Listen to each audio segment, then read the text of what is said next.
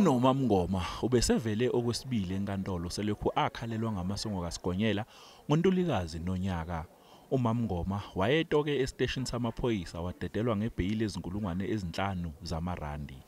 Lo msolwa unembuzo yokuthi kungani aboshwa uphiko lwamaHawks. Emaphepheni akhe awafake enkantolo kubhalwe ukuthi amaHawks athatha ilaptop yakhe kanye nomakhalekhukhwini ngaphandle kwesizathu. Luphendula ngencwadi efungelwe uphiko lwamaHawks luthi lwathatha izinyathelo ngoba icala elibhekene nomsolwa libucayi njengoba kungelokucija itulo lokubulala nelavulwa uMalusi Gigaba ngoNhlangulana. uNorma usefake isicelo esiphuthumayo sokuthi inkantolo ikuthathe njengokungekho emthethweni futhi okuphambene nomthethosisekelo wezwe ukuboshwa kwakhe. Given to us and to allow the process in the High Court to be concluded. And thereafter a decision will be taken regarding this matter. That is the whole purpose, nothing more.